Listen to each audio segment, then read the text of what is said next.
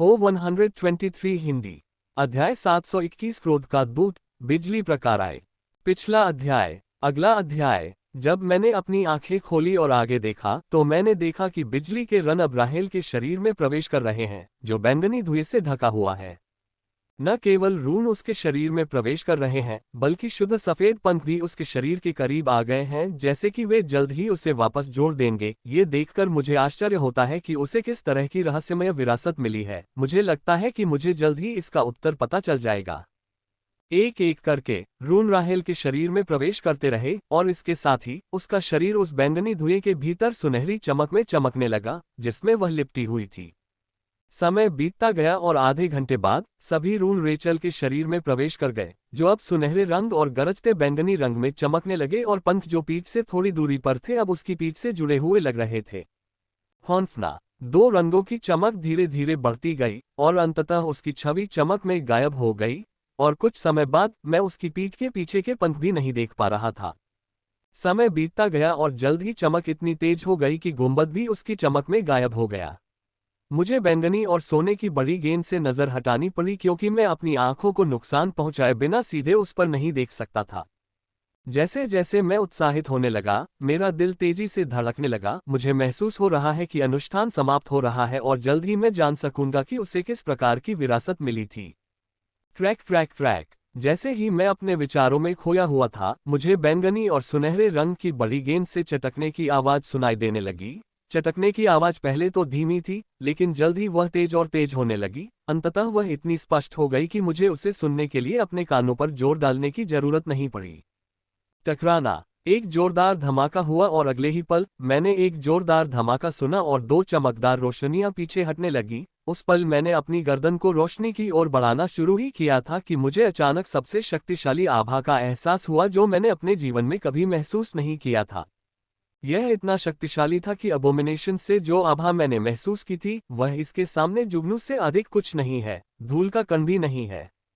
यह आभा परमपिता परमेश्वर की आभा के समान थी, जो सभी प्राणियों पर शासन करती है, और चाहे कोई कितना भी अभ्यास कर ले, वह कभी भी उस स्तर तक नहीं पहुंच सकता। चबाना। इस आभा से मैं अपनी जगह पर जम गया था। तब एक सेकंड भी नहीं बीता था कि मैंने अपने मन में एक परिचित चहचहाहट सुनी, जिसने मुझे तुरंत ही भय से प्रेरित अवस्था से जगा दिया। धन्यवाद एशलिन, मैंने कहा और हॉल के उस कोने की ओर देखा जहां एशलिन नाश्ते के पैकेटों में लिपटी हुई थी। जब मैंने रोशनी की ओर देखा तो पाया कि वे अभी भी एक खड़ी हुई छाया में बदल रही थी, और कुछ सेकंड बाद छाया प्रकट हुई और मैं छाया को देखकर जोर से चौंकने से खुद को रोक नहीं सका। ये रेचल थी, लेकिन पूरी तरह से अलग रेचल। इस रेचल ने एक अत्यंत आकर्षक बैंगनी और सुनहरे रंग का कवच पहना हुआ है। उसके सामने एक बिजली की तलवार तैर रही थी, और सबसे महत्वपूर्ण परिवर्तन शुद्ध सफेद पंखों में था, जो उसके पीछे पूरी तरह से खुल गए थे और 2 मीटर से अधिक लंबे हो गए थे। कोई भी बैंगनी बिजली के छोटे बोल्ट देख सकता था जो पंखों के चारों ओर तैर रहे थे। ये तो बाहरी बदलाव है, उसका शारीरिक शरीर भी थोड़ा बदल गया है। उसके चेहरे के नैन नक्श थोड़े तीखे हो गए हैं, जिससे वह और भी खूबसूरत दिखने लगी है, और उसकी उपस्थिति भी तीखी हो गई है।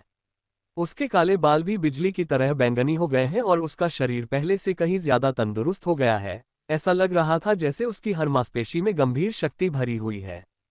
राहेल, मैंने कहा। उसकी आंखें अभी भी बंद देखकर, मेरी आवाज सुनकर उसकी आंखें अचानक खुल गईं, और मेरी नजर शुद्ध सोने की आंखों पर पड़ी, जिसमें बैंगनी बिजली नाचती हुई दिखाई दे रही थी। जैसे ही उसकी आंखें खुली और मैंने उसकी बिजली से भरी आंखें देखीं, मेरा दिल धड़क उठा, क्योंकि मुझे लगा जैसे मैंने राहेल को नहीं देखा था, लेकिन भगवान के क्रोध ने मुझे ऐसा महसूस कराया जैसे उसकी आंखों से एक बैंगनी बिजली की चमक भी राख में बदल सकती थी। उसने मेरी ओर तीखी नजर से देखा और मुझे लगा कि वह कुछ तीखी बात कहेगी, लेकिन इसके बजाय उसने सबसे आश्चर्यजनक काम किया। वह मुस्कुराए, और वह बहुत खिलखिलाकर मुस्कुराए। उसकी मुस्कुराहट देखकर मुझे ऐसा लगा जैसे पूरा हॉल जगमगा उठा हो। मैंने कुछ कहने के लिए अपना मुंह खोला ही था कि अचानक ही रुक गया, जब उसका बैंगनी सुनहरा कवच और पंख अचानक गायब हो गए, और उसकी आंखों में चमक और सुनहरापन भी गायब हो गया। ये देखकर मैंने सोचा कि उसके अन्य परिवर्तन भी सामान्य हो जाएंगे, लेकिन मेरे आश्चर्य के लिए वे बने रहे। उसके बाल अभी भी बैंगनी थे और शरीर एकदम फिट था। जब मैंने उसे देखा तो मुझे लगा कि मैं उन चमत्कारों को देख पाऊंगा जिन्हें मैं 1 सप्ताह पहले नहीं देख पाया था, लेकिन अफसोस की बात है कि राहेल ने उन पर बैंगनी धुआं छोड़ दिया था। यद्यपि मैं इस अद्भुत दृश्य का आनंद नहीं ले सका, फिर भी मैंने उसके शरीर को निहारा, जो और भी अधिक परिपूर्ण हो गया था। आह, ऐसा लगता है कि मुझे अपने किसी भी एंजल आर्मामेंट को बुलाने से कम लॉर्ड स्टेज तक पहुंचना होगा। राहेल ने अफसोस भरी आह भरते हुए कहा, इससे पहले कि वह मेरी ओर देखे और मुझे खुलेआम उसके शरीर को घूरते हुए देखे, जिससे उसका चेहरा थोड़ा लाल हो गया था। वह कुछ भी नहीं बोली, बस मेरे पास आए और फर्श पर रखे अपने कपड़े उठाए। उसने अपने कपड़े निकाले और मेरी अत्यधिक गर्म निगाहों की परवाह किए बिना उन्हें एक एक करके पहनना शुरू कर दिया। राहेल, तुम्हें कैसा लग रहा है? मैंने पूछा। जब उसने अपने कपड़े पहनना समाप्त किया तो वह एक चमकदार मुस्कान के साथ मेरी ओर मुड़ी। अद्भुत, मैं कह सकती हूँ कि अद्भुत से भी अधिक, उसने स्पष्ट खुशी के साथ कहा। मैंने कहा, आपकी यह विरासत सामान्य विरासतों से बिल्कुल अलग लगती है। जब कोई व्यक्ति नाइट चरण से लॉर्ड चरण तक का स्तर प्राप्त कर रहा होता है तो वह विरासत के साथ विलय कर सकता है। ये विरासतें व्यक्ति के भविष्य के मार्ग को तय करती हैं और सीमित करती हैं कि वह कितनी दूर तक जा सकता है। विरासत मेरी कल्पना से भी बड़ी है। विरासत का नाम है एंगल्स ऑफ आर्कन। इसके अंदर कई तरह की विरासतें हैं। मैंने जो चुना है वह है angel of wrath, lightning type, Rachel ने कहा। जबकि माइकल और रेचल शांति से बात कर रहे थे, पूरा शहर अराजकता में डूब गया था। रेचल से जो आभा पहले निकली थी उसने पूरे शहर को भय से जकड़ लिया था। लोग अपनी जगहों पर अटक गए थे। कुछ लोग जो हवा में थे, गिरने से बड़ी मुश्किल से बच पाए। यह अच्छी बात है कि यह मिड जोन है, जहां लोग इतने मजबूत हैं कि अगर वे ऊंचाई से गिर भी जाएं तो वे कुछ मिनट तक जीवित रह सकते हैं। उसके बाद ही कोई उन्हें उपचार औषधि खिला सकता है। यदि माइकल अब अपनी खिड़की से बाहर देखे तो उसे पूरा शहर भय में डूबा हुआ दिखाई देगा। हर जगह अराजकता है। कुछ लोग अभी भी भय में फंसे हुए हैं, जबकि कुछ लोग जो कुछ हुआ उसके बारे में सोचकर भय से कांप रहे हैं। विभिन्न श्रेणी के गिल्ड नेताओं के शरीर कांप रहे हैं, जबकि वे ये पता लगाने की कोशिश कर रहे हैं कि उन्होंने अभी क्या अनुभव किया था। मुख्य हॉल, साहसी का स्वर्ग। ये हॉल हर शहर के एडवेंचर्स पैराडाइज में हर जगह सबसे महत्वपूर्ण स्थान है। ये वह जगह है जहां असली पावरहाउस रहता है। यह पावरहाउस केवल तभी कार्रवाई करेगा जब सभी गिल्ड दुश्मन के सामने शक्तिहीन हो जाएंगे। आमतौर पर मिल्फ्रेड एडवेंचर पैराडाइज का मुख्य हॉल शांत रहता है क्योंकि यहाँ के पावरहाउस को ये पसंद है, लेकिन अब वहाँ का माहौल पूरी तरह से अलग है। यो, तुम भी वही सोच रही हो जो मैं सोच रहा हूँ? बूढ़े आदमी ने अपने बगल में बैठी अधेड़ उम्र की महिला से पूछा। उसके चेहरे पर बहुत डर है, लेकिन उतनी ही खुशी भी है। अभी अभी जो कुछ उसने अनुभव किया था उससे वह अभी भी डरा हुआ है। पहली बार उसे ऐसी शक्तिहीनता का एहसास हुआ था। उसे लगा कि ऐसी भावना के सामने वह पहले से भी कमतर है, लेकिन इस डर ने उसके दिल में उमड़ती खुशी को नहीं रोका। किसी ने या तो रक्त वंश को जागृत कर दिया है या महाकाव्य विरासत को जागृत कर दिया है। मध्यम आयु की महिला ने कहा। उसके सुंदर चेहरे पर स्पष्ट ईर्ष्या देखी जा सकती थी, लेकिन खुशी भी थी। आखिरकार इतने वर्षों के बाद एक मौका है कि हमें इस भगवान छोड़े हुए स्थान से बाहर निकाल दिया जाएगा और हम मध्य महाद्वीप में वापस आ जाएंगे, बूढ़े आदमी ने कहा और कांपते हाथों से उसने एक नाजुक लाल बॉक्स निकाला और उसमें से एक छोटा सा अति सुंदर उपकरण निकाला। भनभनाना। उसने यंत्र निकाला और उसमें आदेश टाइप करना शुरू किया। 1 मिनट के भीतर ही उस यंत्र से एक हल्की भनभनाहट सी गूंजी और तभी बूढ़े ने राहत की सांस ली और उस छोटे से यंत्र को वापस नाजुक डिब्बे में रख दिया। मैंने उच्च अधिकारियों को सूचित कर दिया है, बूढ़े व्यक्ति ने मुस्कुराते हुए कहा। उसकी आंखें भविष्य के लिए आशा से भरी थीं। Angels of arcane, angel of wrath, lightning type. मैंने स्पष्ट भ्रम में पूछा। मैं एक भी शब्द नहीं समझ पाया, सिवाय इसके कि यह बिजली से संबंधित बहुत शक्तिशाली विरासत है। एंजल ऑफ आर्कन मुख्य विरासत है जो विभिन्न एंजल विरासतों का गठन करती है। मेरे लिए सबसे उपयुक्त angel of wrath, lightning type है। राहेल ने एक चमकदार मुस्कान के साथ धैर्यपूर्वक समझाया। क्या ये शक्तिशाली है? मैंने उससे स्पष्ट रूप से पूछा कि वह कितनी शक्तिशाली हो गई है, क्योंकि मुझे उससे कुछ भी महसूस नहीं हो रहा है। मुझे उन लोगों से खतरे की भावना भी नहीं हो रही है जिन्हें मैं उससे महसूस नहीं कर सकता, लेकिन उससे मुझे कुछ भी महसूस नहीं हो रहा है, जो बहुत ही हैरान करने वाला है। उन्होंने कहा, मेरी ताकत काफी बढ़ गई थी, लेकिन यह मुख्य बात नहीं है। इस विरासत ने मेरे शरीर को पूरी तरह से बदल दिया था, यहाँ तक कि अगर मैं कड़ी मेहनत नहीं करती तो भी मैं लगातार सुधार करती रहती थी। मुझे ये देखकर आश्चर्य नहीं हुआ कि उसके शरीर में परिवर्तन हो गया था। इतनी शक्तिशाली विरासत के कारण वह इतना कुछ कर सकती थी। लेकिन मुझे तब बहुत आश्चर्य हुआ जब उसने कहा कि यदि वह कड़ी मेहनत न भी करे तो भी वह सुधार जारी रख सकती है। आखिर उसे किस प्रकार की विरासत मिली थी? क्या हम मुकाबला करें? मैं देखना चाहता हूं कि तुम कितने शक्तिशाली हो गए हो।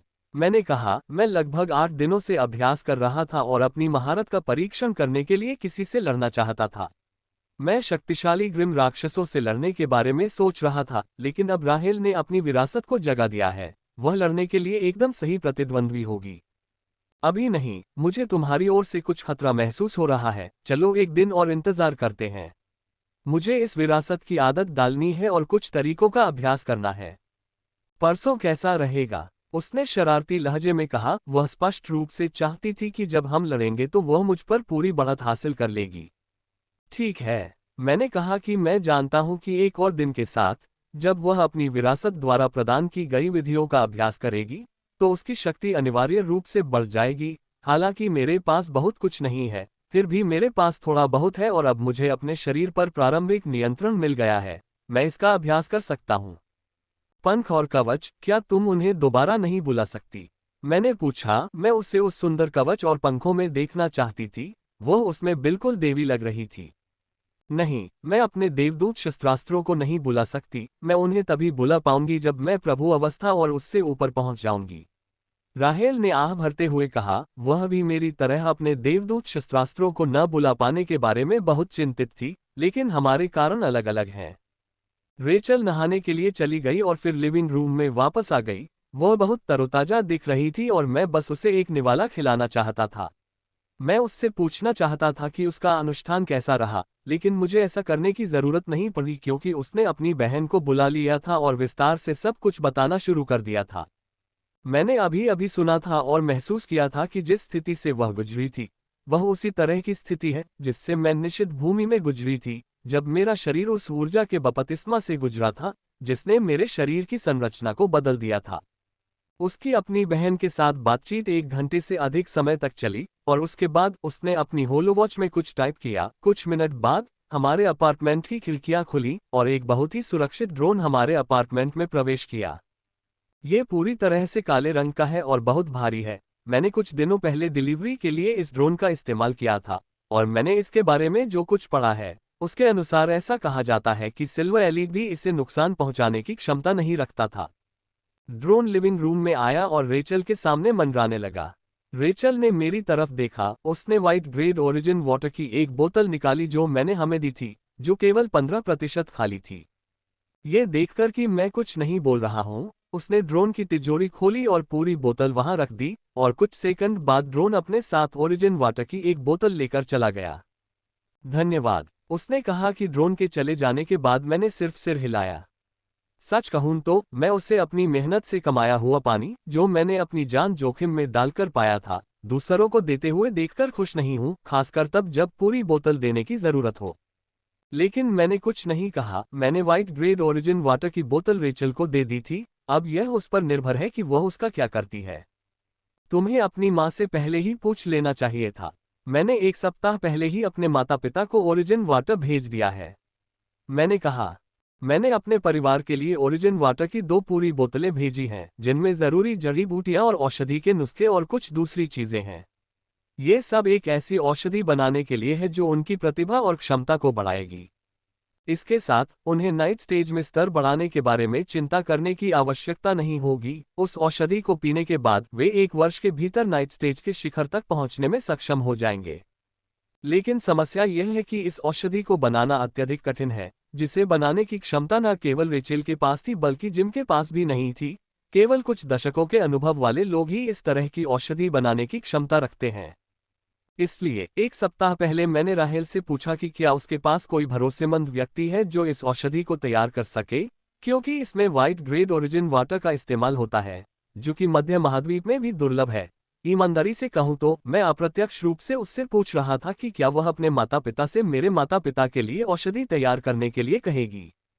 चिंता मत करो, मेरी माँ तुम्हारे माता पिता के लिए औषधि बनाने के लिए राजधानी जाएगी। रेचेल ने आश्वस्त होकर कहा। यह सुनकर मेरे चेहरे पर एक खुशी भरी मुस्कान आ गई। मेरे माता पिता बहुत लंबे समय से विशेषज्ञ चरण में फंसे हुए थे। विशेषज्ञ चरण में होने के कारण उन्हें कई काम करने में बाधा आई थी।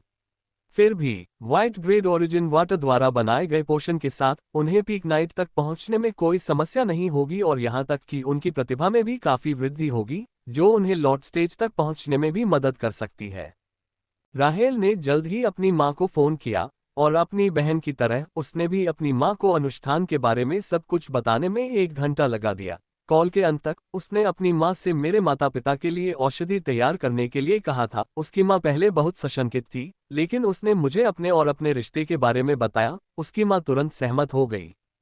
फ्रे ए वेब नॉवल कॉम बॉयफ्रेंड। जब उसने फोन काट दिया तो मैंने कहा, अपने आप को ऐसा कहने की हिम्मत मत करो, तुम अभी भी मुझे डेट पर ले जाना चाहती हो। उसने तुरंत चमकती आंखों से कहा, लेकिन मुझे कोई आपत्ति नहीं थी क्योंकि मैं इतनी खुश थी कि मैं कान से कान तक मुस्कुरा रही थी।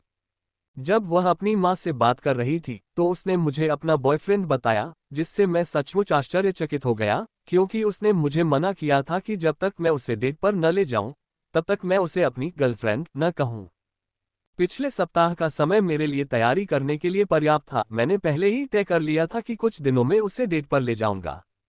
ट्रिंग ट्रिंग। मैं रेचल से बात कर रहा था जब मेरा होलोवॉच बज उठा और जब मैंने नीचे देखा तो पाया कि यह कायला थी जो मुझे बुला रही थी। ये देखकर मैंने स्वीकार पर क्लिक कर दिया। माइकल, क्या तुमने इसे महसूस किया है? वह एहसास पूरी तरह से भयानक था। ये बस एक पल के लिए आया था, लेकिन इसने पूरे शहर को अराजकता में डाल दिया था। कायला ने बिना रुके कहा। उसकी आवाज डर से भरी थी, उसकी आंखों में सचमुच सिहरन थी। कौन सी भावना? मैंने पूछा। मुझे थोड़ा बहुत अंदाजा था कि वह किस बारे में बात कर रही है, लेकिन फिर भी मैंने उससे पूछा। जब यह महसूस हुआ तो आप शहर से बाहर रहे होंगे, उसने समझाने से पहले कहा। 2 घंटे पहले शहर में एक भयावह एहसास ने घेरा हुआ था। यह एक साधारण पल के लिए था, लेकिन इसने मिनटों के लिए सभी को स्तब्ध कर दिया था। उन्होंने कहा, यह इतना भयानक था कि मैं कई मिनट तक ठीक से सोच भी नहीं पाई। सिर्फ मैं ही नहीं बल्कि पूरा शहर ऐसा ही महसूस कर रहा था। मुझे उनकी आवाज में एक गहरी सिहरन महसूस हुई, जैसे कि वह अभी भी उस अनुभव को जी रही हो। मैंने भी यही सोचा था। मैंने मन ही मन कहा। रेचेल से निकली भयावह आभा पूरे शहर में फैल गई थी, जिसने सभी को रोक दिया था। इसने लोगों को इतना भयभीत कर दिया था कि कोई भी कुछ मिनटों के लिए ठीक से सोचने में सक्षम नहीं था। उनकी तुलना में मैं एक पल के लिए उस भावना के नीचे रहा था, क्योंकि एशलिन ने मुझे उस डरावनी आभा के डर से जगा दिया था। अन्य लोग इतने भाग्यशाली नहीं थे। क्या इसके कारण कोई हताहत हुआ है? मैंने पूछा। रेचेल कायला के साथ मेरी बातचीत सुन रही है और जो मैंने कहा उसे सुनकर वह अपनी होलोवॉच पर तेजी से टाइप कर रही है। मुझे आशा है कि दुर्घटना में किसी की मृत्यु नहीं हुई होगी, अन्यथा रेचल को बहुत अधिक अपराध बोध महसूस होगा। मैं देख सकता था, रेचल के चेहरे पर अपराध बोध झलक रहा था क्योंकि वह अपनी होलोवॉच पर पढ़ रही थी। नहीं, कोई नहीं मरा। जो लोग जमीन पर गिरे थे वे गंभीर रूप से घायल हो गए थे, लेकिन आसपास के लोगों ने उन्हें तुरंत बचा लिया। कायला ने कहा। यह सुनकर मैं राहत की सांस लिए बिना नहीं रह सका। यह अच्छी बात है कि यह एक मध्य क्षेत्र है जहां हर कोई मजबूत है और जो लोग लगभग मर चुके थे उन्हें उनके आसपास के लोगों ने बचा लिया, जहां हर कोई कम से कम श्वेत अभिजात वर्ग का है और उन सभी के पास ऐसी औषधियां हैं जो आगे की मदद आने तक चोटों को घायल कर सकती हैं या स्थिर कर सकती हैं। तुमने शहर में काफी अराजकता फैला रखी है, मैंने उसके भारी मन को हल्का करने के लिए मजाक में कहा, लेकिन इस बार उसके चेहरे पर कोई मुस्कान नहीं थी। इसके बजाय उसने अफसोस से आह भरी।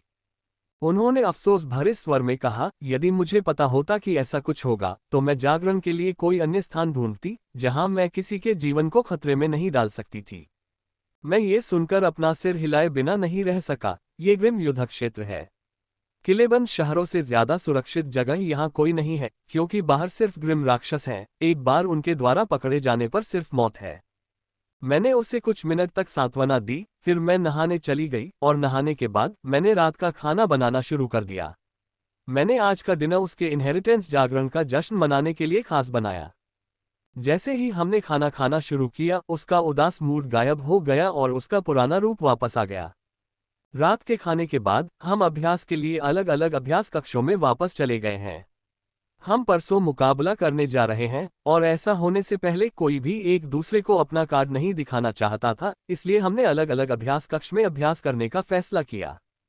अभ्यास कक्ष में प्रवेश करने के बाद मैंने भंडारण से बहुत सारी चीजें निकाली। इनमें से अधिकांश सामान जड़ी बूटियां हैं, लेकिन कुछ भूरे रंग की रेत भी है। ये वह सामग्री है जो mistake method domain of withering sand का अभ्यास करने के लिए आवश्यक है। मैंने इसके प्रथम स्तर के लिए आवश्यक सभी सामग्रियां निकाल ली और पहला चरण है संरचनाओं का चित्रण करना। मैं अपने स्टोरेज से एक कटोरा और ब्रश निकालता हूं और उसमें सभी सामग्री डालता हूं, फिर ओरिजिन वाटर की एक बोतल निकालता हूं और उसमें डालता हूं। मैं जो कर रहा हूं वह बहुत ज्यादा खर्चीला है क्योंकि ग्रेड ओरिजिन वाटर की एक बूंद ही काफी होती, लेकिन मैं जो चीज डाल रहा हूं वह उससे हजारों गुना बेहतर है। जब मैंने सब कुछ अच्छी तरह से मिला लिया तो मैंने अपने चारों ओर की संरचना बनानी शुरू की, जिसमें मैं केंद्र में थी। ये संरचना बहुत जटिल है, मुझे हर रून को एकदम सही तरीके से बनाना है। मेरी ओर से थोड़ी सी भी गलती मेरे लिए मुसीबत बन सकती है। इसलिए मैं संरचना बनाते समय सतर्क हो गया और अगर कोई भ्रम होता तो संदर्भ के लिए पुस्तक से संरचना आरेख देखता। जब मैंने फर्श पर आकृति बनाना समाप्त कर लिया तो मैंने इसे अपने शरीर पर, अपनी छाती पर सटीक रूप से बनाना शुरू कर दिया। ये फर्श पर चित्र बनाने से ज्यादा कठिन है और मुझे रेचल की मदद लेनी चाहिए थी, लेकिन मैं एक बेवकूफ की तरह हूं, मैंने ऐसा नहीं किया। जल्द ही मैंने अपनी छाती पर आकृति बनाना समाप्त कर दिया, जो लिली के फूल की तरह दिख रही थी, और उसे फर्श पर बनी आकृति से जोड़ दिया। उसके बाद मैंने सभी जड़ी बूटियों को उनके संबंधित स्थानों पर रखना शुरू कर दिया और जल्द ही मैंने अंतिम वस्तु रख दी जो कि ग्रे रंग की रेत थी। ये ग्रे रेत वह चीज है जिसे मैंने गुफा में तब उठाया था जब मैंने सांचा उठाना समाप्त कर दिया था। हालांकि मैं इसकी केवल मुट्ठी भर ही उठा पाया था, ये पहले प्रयास के लिए पर्याप्त से अधिक है। मुझे आशा है कि उस ग्रे रेत का उपयोग करने से मेरे साथ कुछ भी बुरा नहीं होगा।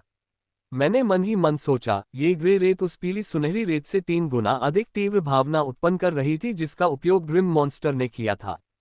पीली सुनहरी रेत का उपयोग कर सकता था जिसे मैं कुछ दिन पहले लाया था, लेकिन मैंने ग्रे रंग की रेत का उपयोग करने का निर्णय लिया और मिस्टिकल मेथड में लिखे निर्देशों के अनुसार ग्रे रंग की रेत प्रथम स्तर के लिए एकदम सही है।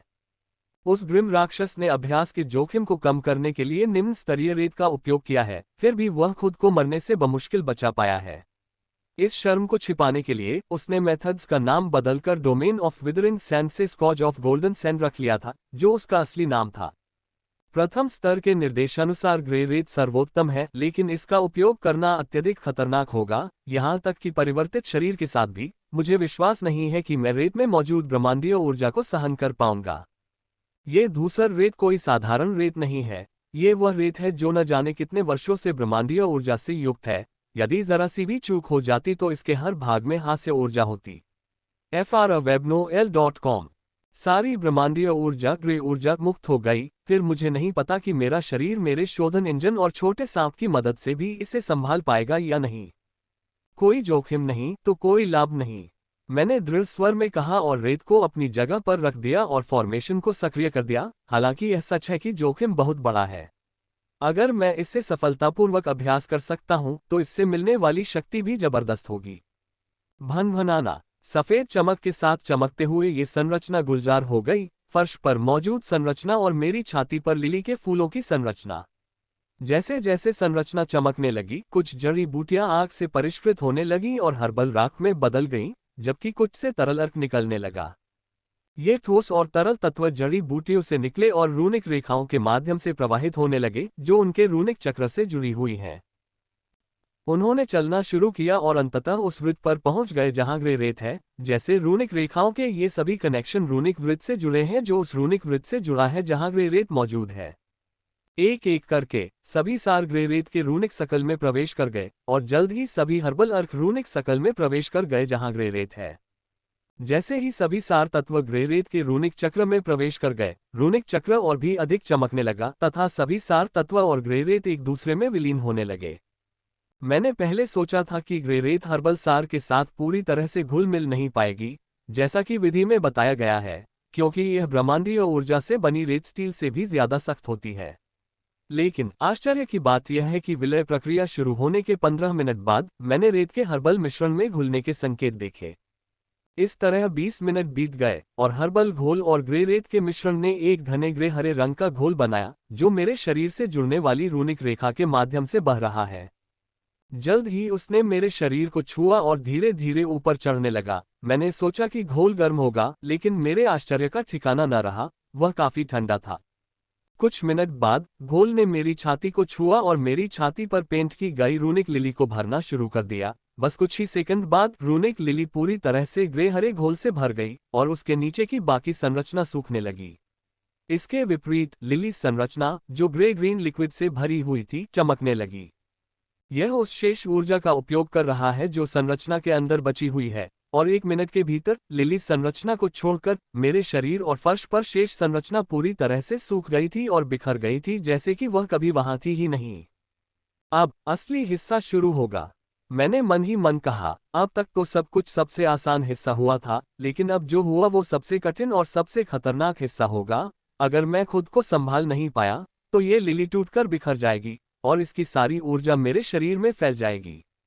देखो, मैंने एक गहरी सांस ली, तभी मैंने पाया कि रूनिक लिली बहुत तेजी से गर्म हो रही है।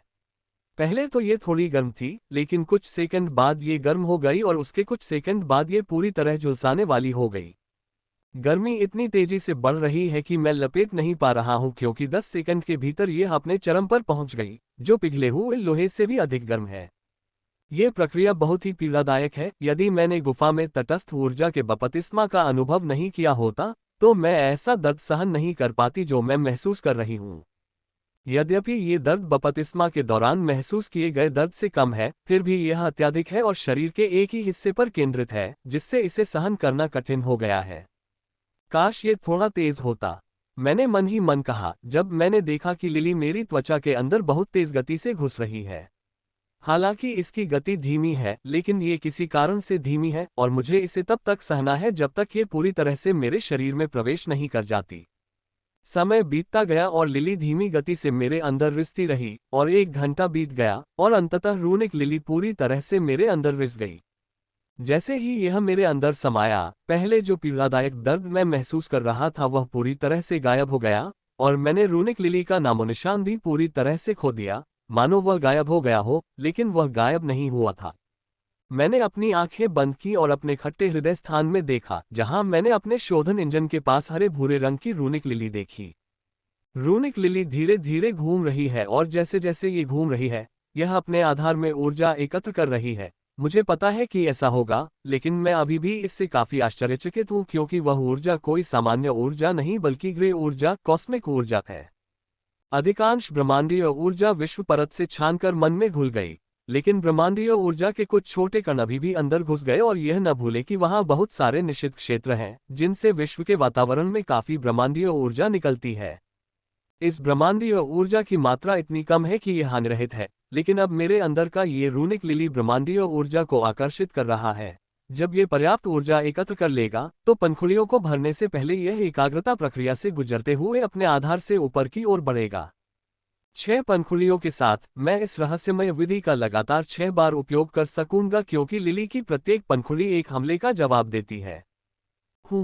जल्द ही एक पंखुड़ी को भरने के लिए धूसर ऊर्जा एकत्रित हो गई। जब वह अपने आधार से ऊपर उठने ही वाली थी, तभी रिफाइनमेंट टॉवर से प्रकाश उस पर पड़ा और इस प्रक्रिया को रोक दिया गया।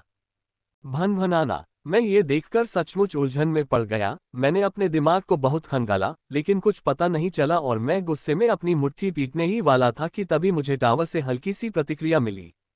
टॉवर की प्रतिक्रिया काफी सरल है। ये चाहता है कि मैं इसे सक्रिय करूं और इसके माध्यम से ऊर्जा को परिष्कृत करूं। मेरे चेहरे पर एक शिकन दिखाई दी, जैसे कि अगर मैं इसके साथ ग्रे ऊर्जा को परिष्कृत करता हूं तो ये बस मैना बन जाएगा। लेकिन ये देखते हुए कि मेरे पास कोई विकल्प नहीं है, मैंने टॉवर को सक्रिय कर दिया। जैसे ही मैंने शोधन टॉवर को सक्रिय किया, ग्रे ऊर्जा फूल के आधार से टॉवर के आधार की ओर चली गई और फूल द्वारा जो भी नई ऊर्जा अवशोषित की गई थी वह भी फूल के नीचे से टॉवर की ओर बढ़ेगी। जब मैंने परिशोधन करना शुरू किया तो एक एक करके टॉवर की पहली मंजिल के रून प्रकाशित होने लगे और जब टॉवर के आधे रून प्रकाशित हो गए तो उसने नीचे की ऊर्जा को सोख लिया और परिशोधन करना शुरू कर दिया। ये देखकर मेरा चेहरा काफी बदसूरत हो गया था, लेकिन मेरे पास जारी रखने के अलावा कोई विकल्प नहीं था, क्योंकि सभी ऊर्जाएं टॉवर में हैं। मुझे ऊर्जाओं को परिष्कृत करना होगा, चाहे मैं चाहूं या नहीं। मैंने सोचा था कि पूरा का पूरा हिस्सा मैना में बदल जाएगा, लेकिन जब पहली मंजिल के 3/4 भाग में रून्स चमक उठे तो कुछ अद्भुत हुआ, जिससे मुझे बहुत खुशी हुई। टॉवर से एक गहरे भूरे रंग की ऊर्जा निकली। उस ऊर्जा को देखना ही मुझे सिहरन पैदा करने के लिए पर्याप्त था। हालांकि ग्रे ऊर्जा की मात्रा बहुत कम है, इससे कोई फर्क नहीं पड़ता। टॉवर ने ग्रे ऊर्जा को लिया और उसे केंद्रित किया। हालांकि इसका आधा हिस्सा उसने स्वयं के शोधन के लिए लिया, फिर भी यह इसके लायक है। वह काली ऊर्जा रूनिक फूल के आधार तक पहुंच गई और तुरंत अंदर खींच ली गई, और एक क्षण बाद उसने पंखुड़ी को कुछ प्रतिशत तक भर दिया। ये देखकर मैं बहुत खुश हो गया और प्रक्रिया का शेष 1/4 भाग जल्दी से पूरा कर लिया, जिससे ग्रे मैना का एक और आधा हिस्सा मैना में परिष्कृत हो गया और उसका लगभग खाली भंडार भर गया। मैं आमतौर पर अपनी शारीरिक शक्ति के साथ अभ्यास करता हूँ, लेकिन मैं अपने जादुई हमलों का अभ्यास करने के लिए कुछ समय देता हूँ, जो शुद्ध मन के कारण शक्तिशाली भी हो गए हैं। मैं औषधीय ऊर्जा से कुछ मन को परिष्कृत करने जा रहा था जब मैंने मिस्टिक विधि के साथ काम पूरा कर लिया, लेकिन ऐसा लग रहा था कि अब मुझे ऐसा नहीं करना पड़ेगा। मैंने अपने लिए मन को परिष्कृत करना जारी रखा और जल्द ही मैं पूरे भंडारण को भरने में सक्षम हो गया और रूनिक लिली की 3.5 पंखुड़ियां भी पूरी तरह से डार्क ग्रे ऊर्जा से भर गईं। यद्यपि मेरा मान भंडारण पूर्ण है, फिर भी मैंने ऊर्जा को परिष्कृत करना जारी रखा, और इस बार चून की भरने के लिए और कोई भंडारण नहीं था, इसलिए सारी धूसर ऊर्जा रूनिक लिली की ओर चली गई। सारी ऊर्जा ग्रे लिली की ओर बढ़ने के साथ प्रक्रिया तेज हो गई।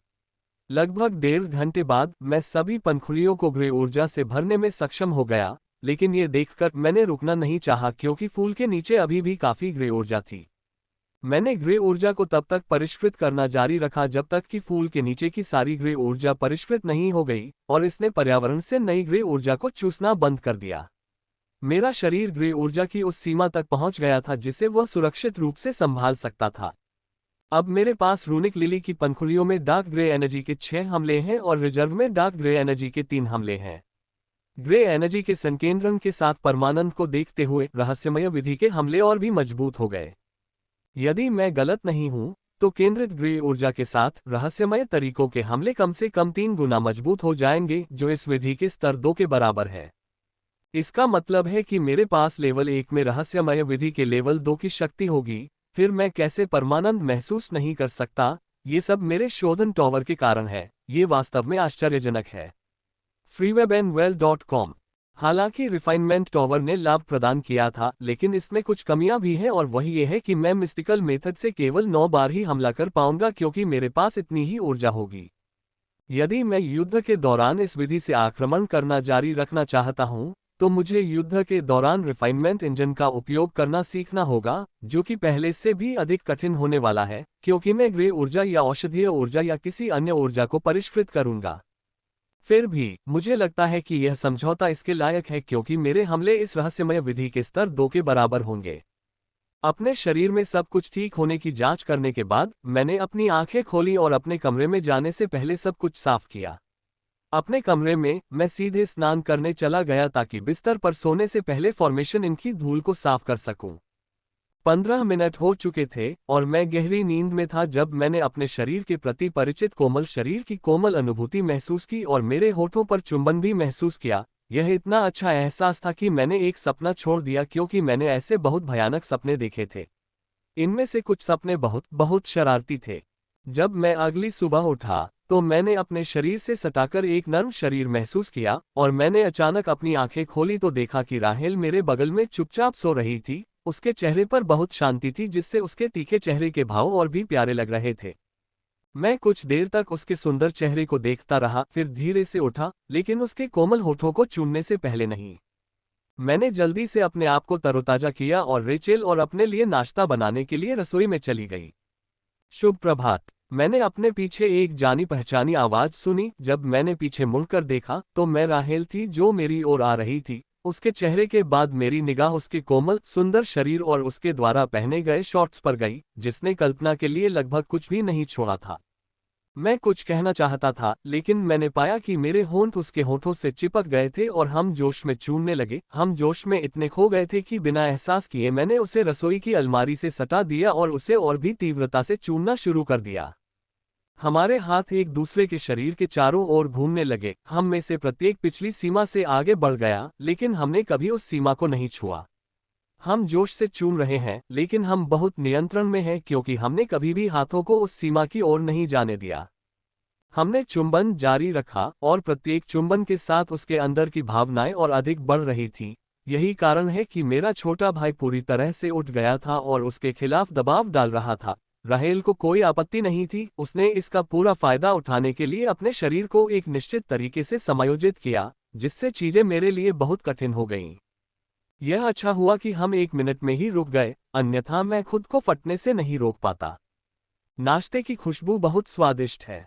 रेचेल ने सहजता से अपने बाल और कपड़े ठीक करते हुए कहा, हाँ, ये बहुत स्वादिष्ट है। मैंने भी उसी सहजता से कहा। हम एक दूसरे से इतने परिचित हो गए हैं कि आवेश के बाद भी हम एक दूसरे से परेशान नहीं होते।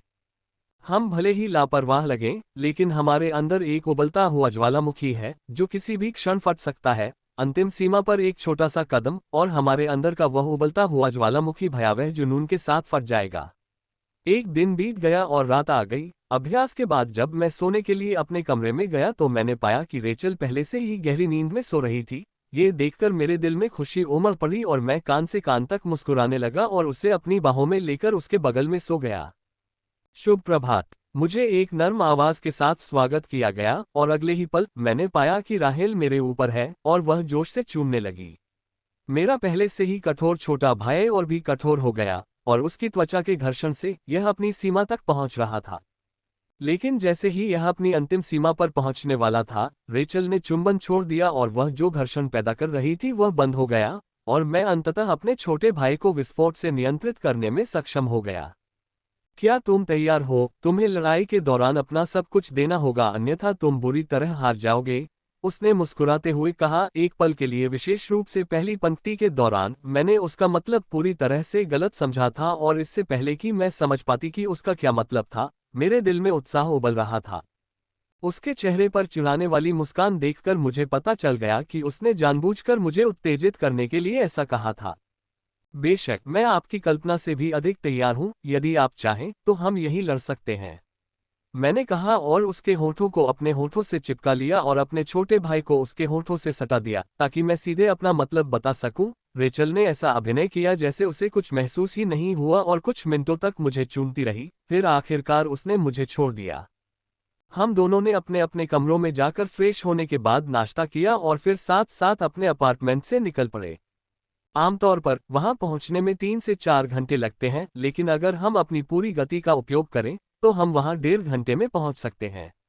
रेचेल, जब हम अपने अपार्टमेंट से बाहर निकले, हमें अपनी पूरी गति से वहां पहुंचने के लिए 1.5 घंटा पर्याप्त होगा, मैंने जवाब दिया और उसी क्षण हमने हवा ली, लेकिन इस बार हमने छलांग नहीं लगाई और इसके बजाय आसानी से उनकी हवा में उड़ गए। हा हा हा, हमने एक दूसरे को देखा और फिर हंसने लगे। हाँ, अब हम दोनों उड़ सकते हैं।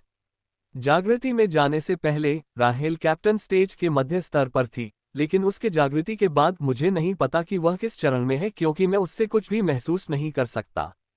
जहां तक मेरी बात है, मेरे पास बहुत शुद्ध मन है, जिससे मेरे लिए शून्य बूट का उपयोग करना बहुत आसान हो गया। इन बूटों को चलाना बहुत मुश्किल है। मुझे अभी भी याद है कि पिछले कुछ दिनों में शून्य बूट का उपयोग करना सीखते समय मैं कितनी बार गिर चुका हूं। जिस बात ने मुझे सबसे अधिक आश्चर्यचकित किया वो ये कि रेचेल कितनी आसानी से उड़ रही है। वह एक विशेषज्ञ की तरह उड़ रही है, जिसके पास वर्षों का अनुभव है, जबकि मैं एक शौकिया की तरह उड़ रहा हूं, जिसने कुछ दिन पहले ही उड़ना सीखा है, जो मैंने सीखा था। बिना अभ्यास के उड़ना सीखना। मुझे आश्चर्य है कि जब हम लड़ेंगे तो वह मुझे और क्या आश्चर्य देगी, मैंने उत्साह से सोचा। चलो उस स्थान की ओर दौड़ते हैं, जो भी वहां पहले पहुंच जाएगा वह जीत जाएगा, आप क्या कहते हैं? शहर के द्वार पार करने के बाद रेचेल ने मुझसे पूछा। जरूर, मैंने कहा, जैसे ही मैंने अपने शरीर को चांदी की आग से ढक लिया। घूमता हुआ कवच अब वास्तव में असली कवच जैसा लग रहा था, न कि सिर्फ एक आदमी जो आग से ढका हुआ है। अपनी शक्ति में वृद्धि के साथ मैं आग को और भी अधिक संपीड़ित करने में सक्षम था, और अब ये 0.3 इंच पर है, जो काफी संकुचित है, लेकिन मैं इसे और भी अधिक संपीड़ित करना चाहता हूं ताकि यह ऐसा लगे कि मैंने ठोस अग्नि कवच पहन रखा है। जब मैंने अपना स्विर्लिंग आर्मर पहना तो रेचल ने मेरी ओर सराहना भरी नजरों से देखा और यहां तक कि उसके होठों को चाटा, जिससे मेरे पूरे शरीर में एक रोमांचक सिहरन पैदा हो गई, खासकर मेरे छोटे भाई के शरीर में। तो फिर तैयार हो? उसने मुझसे पूछा। हाँ, मैंने कहा। टकराना। जैसे ही मैंने कहा कि रेचेल के पीछे बहुत ही हल्के पंख दिखाई दिए और हल्के से फड़फड़ाए और अगले ही पल वह मेरी आंखों के सामने से गायब हो गई। उसकी गति इतनी तेज थी कि मैं उसे ठीक से ट्रैक नहीं कर पाया। ये सबसे तेज गति है, मैंने किसी को भी ऐसा करते देखा है, ये बहुत तेज है। मैं ये देखकर इतना हैरान रह गया कि मैं एक सेकंड के लिए भी प्रतिक्रिया नहीं कर पाया। टकराना, भाड़ में जाओ। मैंने जोर से गाली दी क्योंकि मिनी ब्लास्ट सक्रिय हो गया था। यह मेरा पहला मौका था जब मैंने अपने कवच को 0.3 इंच तक संपीड़ित करने के बाद मिनी ब्लास्ट को सक्रिय किया था, इसलिए कोई भी मेरे सदमे की कल्पना कर सकता है जब मैंने खुद को हवा में अकल्पनीय गति से आगे बढ़ते हुए पाया कि मैं राहेल के पास जाने लगा। Bang bang bang bang. ऐसा लग रहा था कि रेचल ने मुझे पीछे से आते हुए देख लिया था, यही कारण है कि उसने अपनी गति फिर से बढ़ा दी थी और आगे निकल गई थी। ये देखकर कि मैं बिल्कुल भी पीछे नहीं हटा, मैंने मिनी ब्लास्ट की शक्ति बढ़ा दी और उसका पीछा किया। जैसे जैसे मैं उसका पीछा करने के लिए अपनी गति बढ़ाता गया, मैंने पाया कि मेरी आंखों में काफी दर्द हो रहा है, क्योंकि वे मेरी गति और मेरी आंखों पर पड़ रही हवा के प्रति पूरी तरह से अभ्यस्त नहीं है। यह अच्छी बात थी कि मैं पुनर्जन्म से गुजरा था और मेरा शरीर काफी मजबूत हो गया था, अन्यथा मेरी आंखों को काफी नुकसान पहुंचता। अपनी आंखों में अभी भी दर्द महसूस करते हुए मैंने दर्द से राहत पाने के लिए मन की एक मोटी परत का जाप किया। जैसे ही मैंने ऐसा किया, न केवल दर्द पूरी तरह से गायब हो गया, बल्कि मेरी दृष्टि भी सामान्य हो गई। पहले मैं बमुश्किल कुछ देख पा रहा था और रेचेल की आवाज के माध्यम से उसका पीछा कर रहा था। अब मैं कभी कभी उसकी आकृति को हल्के से देख पा रहा था। टकराना। अब अपनी आंखों के खराब होने के डर के बिना मैंने बिना किसी परवाह के अपनी गति बढ़ा दी और तेजी से रेचल के पास पहुंचने लगा। ये देखकर उसने भी अपनी गति बढ़ा दी थी, लेकिन यह व्यर्थ था क्योंकि धीरे धीरे ही सही मैं उसके करीब पहुंच रहा था। समय बीतता जाता है और दौड़ जारी रहती है। अगर कोई हमें जमीन से देख पाता है तो उसे आसमान में चमकती हुई किरणें दिखाई देती हैं। हमारी रफ्तार इतनी तेज है कि हम आसमान में चमकते हुए नजर आते हैं, तेज रफ्तार नहीं। आपने अपनी गति से मुझे आश्चर्यचकित कर दिया है, मैंने राहेल से कहा जब मैं उसके पास पहुंचा। मेरी तरह उसके पास भी मैना से बना एक हेलमेट था, लेकिन उसका हेलमेट उत्तम था जबकि मेरा हेलमेट मोटा था। वो हेलमेट संभवतः स्पीड मेथड का हिस्सा था जिसका उपयोग वह कर रही थी, जबकि मेरा हेलमेट तो मैंने स्वयं बनाया था। बहुत ज्यादा उत्साहित मत होइए माइकल, यह मेरी अधिकतम गति नहीं है। मेरे चेहरे पर मूर्खतापूर्ण मुस्कान देखकर उसने कहा और अगले ही पल उसने अपनी पूरी शक्ति लगा दी, जिससे वह मेरे सामने से तुरंत गायब हो गई। टकराना। मैं सदमे से बच नहीं सका और फिर मैंने दुखी होकर अपना सिर हिलाया। वह अकेली नहीं थी जो खुद को रोक रही थी। मैंने सोचा और मिनी ब्लास्ट की पूरी शक्ति का इस्तेमाल किया और मैं भी अपने स्थान से गायब हो गया जैसे कि मैं टेलीपोर्ट हो गया था। इस बार मेरी गति इतनी अधिक थी कि मुझे मेरा हेलमेट को मजबूत करना पड़ा क्योंकि वह टूटने के कगार पर था।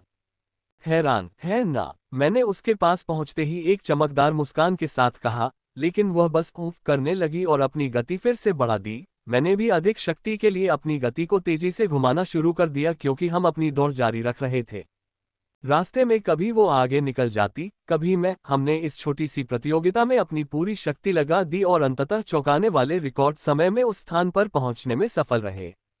हमें अपने गंतव्य तक पहुंचने में सिर्फ 36 मिनट लगे। ये चौंकाने वाला था क्योंकि दूरी काफी अधिक थी। मैंने सोचा था कि हमें यहां पहुंचने के लिए कम से कम 1 घंटे की आवश्यकता होगी, लेकिन हमें इसका आधा समय ही लगा था। ऐसा लगता है कि हमने जीतने के लिए अपनी गति और प्रतिस्पर्धात्मकता को कम करके आंका है। freewebandsigmawell.com। धप धप, मैं जीत गई, रेचेल ने कहा जब हम बंजर जमीन पर उतरे। हाँ, जीत गई, मैंने कहा कि मैं कहना चाहता था सिर्फ माइक्रोसेकंड से, लेकिन मैंने ऐसा नहीं किया क्योंकि ऐसा करने से मैं एक ऐसा हारने वाला व्यक्ति बन जाता जो हार को स्वीकार नहीं कर सकता। कुछ मिनटों तक हम दोनों की गति बराबर रही, लेकिन जब हम अपने गंतव्य के निकट पहुंचे तो रेचेल ने अचानक अपनी गति बढ़ा दी और कुछ माइक्रोसेकंड से जीत गई। कुछ माइक्रोसेकंड समय की छोटी सी मात्रा लग सकती है, लेकिन जब हम इतनी तेज गति से उड़ रहे हों तो माइक्रोसेकंड का अंतर भी बहुत बड़ा हो जाता है। ये जगह काफी बड़ी है, हम यहाँ बिना किसी रुकावट के पूरे दिल से लड़ सकेंगे, रेचल ने कहा। हाँ, यह इलाका काफी बड़ा और बंजर है और जब यहाँ ओरिजिन वाटर रश चल रहा होता है तो शायद ही कोई यहाँ आता है। जिस जगह पर हम आए हैं उसे बंजर भूमि कहा जाता है। इन जगहों पर बमुश्किल कोई वनस्पति या जीवन है। ये पूरी तरह से जीवन से रहित है कि यहाँ तक कि मूलजल भी नहीं बन सकता। निषिद्ध भूमि की तरह पूरे महाद्वीप में ऐसी कई बंजर भूमियां हैं। निषिद्ध भूमि के विपरीत बंजर भूमि के बारे में कोई भी ज्यादा नहीं जानता, उन्हें नहीं पता कि वे कैसे बनी हैं, लेकिन लोगों के पास कई सिद्धांत हैं। कुछ लोगों का मानना है कि ये जगहें मानव और ग्रिम जाति के सर्वोच्च विशेषज्ञों के टकराव के कारण बनी हैं, जबकि कुछ का मानना है कि यह वही जगह है जहां निषिद्ध भूमि हुआ करती थी और जब दुनिया भर में दरारें पड़ी तो यह ऐसी हो गई। इसके बारे में कई अन्य सिद्धांत भी हैं, लेकिन उन सभी में कई विरोधाभासी बातें हैं जिन पर विश्वास करना बहुत कठिन है।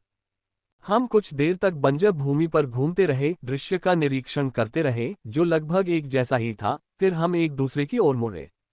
क्यों न हम इस मुकाबले को और भी अधिक अद्भुत बना दें। जब मैं ये पूछने ही वाला था कि क्या रेचल लड़ने के लिए तैयार है, तो उसने पूछा, कैसे? मैंने उत्सुकता से पूछा, सरल है, जो जीतेगा उसे दूसरों के किसी भी अनुरोध को स्वीकार करना होगा। रेचल ने स्पष्ट रूप से कहा। ये सुनकर मैं थोड़ा अचंभित हुआ, फिर मेरे चेहरे पर एक खुशी भरी मुस्कान आ गई, क्योंकि ऐसी कई चीजें हैं जो मैं रेचल से पूछना चाहता था। अच्छा, मुझे तुमसे बहुत सी बातें पूछनी हैं, मैंने चेहरे पर एक दुष्ट मुस्कान के साथ कहा, जबकि मेरी गर्म निगाहें उसके पूरे शरीर पर घूम रही थीं। मैंने जानबूझकर अपनी हरकतें नहीं छिपाईं, ताकि वह देख सके कि मैं क्या कर रहा हूं। हम देखेंगे कौन किसकी मांग पूरी करता है। राहेल ने लाल चेहरे के साथ जवाब दिया और उसने हम दोनों के बीच दूरी बनाने से पहले मुझे घूर कर देखा। हमने पहले ही इस पार के नियमों पर चर्चा कर ली है और उसके अनुसार हम 200 मीटर की दूरी बनाएंगे और एक दूसरे पर हमला करने से पहले 3 गिनेंगे। हमने ऐसा सब कुछ निष्पक्ष रखने के लिए किया, हम नहीं चाहते थे कि किसी को दूसरे पर थोड़ा सा भी लाभ हो। जब हम एक दूसरे से 200 मीटर की दूरी पर पहुंचे तो हम रुक गए और एक दूसरे को देखने लगे। फिर हमने अपने हथियार निकाले, उसने अपना टोटेम आर्टिफैक्ट निकाला, जबकि मैंने अपनी ग्रिम तलवार निकाली। ये पहली बार था जब मैंने उसकी टोटेम कलाकृति देखी, लेकिन मैं ये देखे बिना नहीं रह सका कि इसमें उस बिजली की तलवार के साथ काफी समानता थी जो उसके सामने तब प्रकट हुई थी जब वह अपने देवदूत रूप में थी। इसमें केवल ब्लेड और चमक का अंतर था, उसकी तलवार का ब्लेड बिजली से नहीं बना है, जिसे मैंने 2 दिन पहले देखा था, और वह दिव्य चमक भी गायब है। मुझे लगता है कि जागृति के दौरान राहेल की तलवार में बदलाव आया था, क्योंकि वह आमतौर पर जिस तलवार का इस्तेमाल करती है वह लगभग 1.1 मीटर की होती है, लेकिन यह तलवार 1.5 मीटर लंबी है, जो उसके द्वारा इस्तेमाल की गई तलवार से अधिक लंबी है। तुम इसका इस्तेमाल कर रहे हो। अगर तुम मुझसे जीतने का कोई मौका चाहते हो तो तुम्हें अपनी सामान्य लाल तलवार का इस्तेमाल करना चाहिए, रेचेल ने कहा जब उसने मेरे हाथ में लाल तलवार देखी। यदि आप मेरे विरुद्ध कोई अवसर चाहते हैं तो आपको भी अपनी तलवार बदल लेनी चाहिए। मैंने भी उसी स्वर में मुस्कुराते हुए उत्तर दिया, क्योंकि मैं अकेला व्यक्ति नहीं था जो अपरिचित शब्द का प्रयोग कर रहा था। चलो शुरू करते हैं। 3, 2, 1। मुझे ताना मारते हुए सुनकर गिनती शुरू करने से पहले उसने मेरी ओर घूरकर देखा था। झगड़ा करना, हमने एक साथ कहा जैसे ही उल्टी गिनती खत्म हुई और हम अपनी सबसे तेज गति से एक दूसरे की ओर बढ़े। जब वह मेरी ओर आई तो मैं उसके पीछे पंखों की हल्की सी आकृति देख सकता था। मैं ये देखकर थोड़ा हैरान था कि जब वह जमीन पर दौड़ रही थी तो उसके पंख काम कर रहे थे। मुझे अभी भी याद है कि ग्राउंड पर अपने मिनी ब्लास्ट का उपयोग करने से पहले मुझे कितने बदलाव करने पड़े थे, जबकि उसे बस एक दिन के लिए स्पीड विधि का अभ्यास करना था और मुझसे अधिक गति प्राप्त करनी थी। हम तेजी से एक दूसरे की ओर बढ़े और कुछ ही सेकंड में हम एक दूसरे के सामने आ गए और तलवारों से हमला कर दिया। हमने एक दूसरे पर अपनी तलवारें घुमाई, लेकिन मैं देख सकता था कि उसकी गति बहुत अधिक है, जबकि मेरी तलवार उसकी तुलना में बहुत धीमी है। अगर मैं उसके हमले का मुकाबला नहीं कर पाता तो ये लड़ाई शुरू होने से पहले ही खत्म हो जाती। सच कहूं तो मैं काफी नर्वस महसूस कर रहा हूं, और जब मैंने उसकी तलवार चलाने की शैली और उस पर उसकी महारत देखी तो मैं और भी नर्वस हो गया। ये तलवार चलाने की शैली उसकी पिछली शैली से बिल्कुल अलग है और ऐसा लग रहा था कि उसने सिर्फ एक दिन में ही इस पर काफी महारत हासिल कर ली थी। ये देखकर मैं उसकी विरासत पर आश्चर्यचकित हुए बिना नहीं रह सका। ये बहुत स्पष्ट है कि वह जिस तलवार कला का उपयोग कर रही है वह मेरे द्वारा उपयोग की जाने वाली कला के समान या उससे उच्च स्तर की है। ये ठीक होता यदि उसे विरासत में से एक नई तलवार शैली प्राप्त हुई होती, लेकिन ऐसा लगता था कि उसे इसकी समझ या इसके बारे में बहुत विस्तृत जानकारी भी मिली थी, जिससे उसे इसे स्वयं समझने में बहुत समय बचा, अन्यथा वह केवल एक दिन में इतनी अच्छी नहीं हो सकती थी। अपनी तलवार की गति को देखते हुए मैंने अपने तलवार वाले हाथ में मिनी ब्लास्ट को सक्रिय कर दिया और उसकी गति बढ़ा दी ताकि वह उसके हमले का मुकाबला कर सके। टकराना। मेरी तलवार को उसके हमले का जवाब देने के लिए उसकी तलवार की ओर आते देख उसने अपनी दिशा बदलने की कोशिश की, लेकिन यह आसान कैसे हो सकता है। हजारों लड़ाइयों के अपने अनुभव को न भूलें, इसमें मारने का नियम भी है जो सिर्फ झपकी लेना नहीं है। दूसरों के लिए उसकी भ्रामक तलवार की चाल का पता लगाना बहुत कठिन होता, लेकिन मेरे लिए ये बहुत कठिन नहीं है। जब तक मेरे पास पर्याप्त गति और शक्ति है, मुझे उसका मुकाबला करने और उसे हराने में कोई समस्या नहीं होगी। झनकार। अंततः हमारी तलवारें टकराईं और उससे जो ध्वनि उत्पन्न हुई वह कानफोड़ थी। न केवल ध्वनि बल्कि हमारी टकराहट ने काफी आघात तरंग उत्पन्न की थी, क्योंकि तलवार की धूल का बादल उसके पैरों के नीचे से उड़ गया था। आप काफी शक्तिशाली हो गए हैं, मैंने कुछ सेकंड बाद कहा। मैंने जो हमला किया था उसमें काफी शारीरिक शक्ति का इस्तेमाल हुआ था। हालांकि यह उसे घायल करने के लिए पर्याप्त शक्तिशाली नहीं था। मैंने सोचा था कि इससे कम से कम वह 2 कदम पीछे हट जाएगी, लेकिन ऐसा लगता है कि मैंने उसकी ताकत को बहुत कम आंका था। तुम भी इतने बुरे नहीं हो, रेचेल ने आधी मुस्कान के साथ कहा। फिर उसने बिजली की गति से अपनी तलवार वापस ले ली और पहले से भी अधिक तेज गति से मुझ पर हमला कर दिया। मैं ये देखकर पूरी तरह से हैरान हूं और काफी हैरान हूं। ईमानदारी से कहूं तो अब तक मैं किलिंग रूल पर बहुत ज्यादा निर्भर रहा हूं। मुझे शायद ही कोई ऐसा मिला हो जो किलिंग रूल द्वारा मुझे दी गई इंद्रियों को दूर कर सके। मैंने इस पर पूरी तरह से निर्भरता विकसित कर ली है। यहाँ तक कि जब 2 मित्रवत लोग लड़ते हैं तो उनमें हत्या की मंशा या युद्ध की लालसा होती है, जो थोड़ी सी हत्या की मंशा के साथ प्रकट होती है। मैं एकाग्र होकर आसानी से बता सकता हूं कि मेरा प्रतिद्वंद्वी कब हमला करने वाला है। लेकिन रेचेल के साथ ये पूरी तरह से अलग है। हत्या के इरादे को भूल जाओ, मैं उसकी युद्ध शक्ति और शक्ति अवस्था को भी महसूस नहीं कर पाया। मैं कह सकता हूं कि मैं उसके खिलाफ विकलांग होकर लड़ रहा हूं। अब से मुझे रूल को मारने की आवश्यकता कम करनी होगी, अन्यथा मुझे भारी कीमत चुकानी पड़ेगी यदि मुझे कोई ऐसा शत्रु मिल जाए जो रूल को मारने की भावना को रोक सके। टकराना। उसकी तलवार को तेजी से अपनी ओर आते देख मैंने मिनी ब्लास्ट को पूरी ताकत से सक्रिय कर दिया। मेरे पास अपने घूमते कवच की पूरी ताकत का इस्तेमाल करने के अलावा कोई विकल्प नहीं है। अगर मैं इसका इस्तेमाल नहीं करता तो वह तलवार मेरी गर्दन के पास आ जाएगी। झनकार। हमारे हथियार पिछली बार से भी अधिक ताकत के साथ पुनः टकराए, फिर भी नकदी शक्तिशाली होने के बावजूद हम दोनों में कोई परिवर्तन नहीं आया। हमारे शरीर जरा सा भी हिलने में सक्षम नहीं थे। Clang clang clang. हमारे हथियारों के टकराने से बंजर भूमि में तेज आवाजें गूंजती रहती हैं। हमारी प्रत्येक चाल एक दूसरे से अधिक शक्तिशाली होती जाती है, लेकिन चाहे हमने कितनी भी शक्ति बढ़ा ली हो, दूसरों पर इसका कोई प्रभाव नहीं पड़ता है। 1 मिनट में सैकड़ों चालें चलती थीं और प्रत्येक हमले का उद्देश्य दूसरों की कमजोरियों पर पहुंचना होता था, लेकिन ऐसा लगता था कि हमारी ताकत इतनी समान थी कि हम एक दूसरे के हमलों को बेअसर कर देते थे। ईमानदारी से कहूं तो मैं इसका भरपूर आनंद ले रहा हूं और वह उतना नहीं। रेचेल्स का चेहरा गुस्से में सिकुड़ गया क्योंकि उसका कोई भी हमला मेरे बचाव से बच नहीं पा रहा था। ग्रेटेस्ट स्वॉर्ड न केवल शक्तिशाली हमलों के लिए अच्छा है, बल्कि वे बचाव के लिए भी बहुत अच्छे हैं। उनका भारीपन और बड़ा आकार उन्हें रक्षात्मक कलाकृतियों के रूप में उपयोग करने के लिए एकदम सही बनाता है।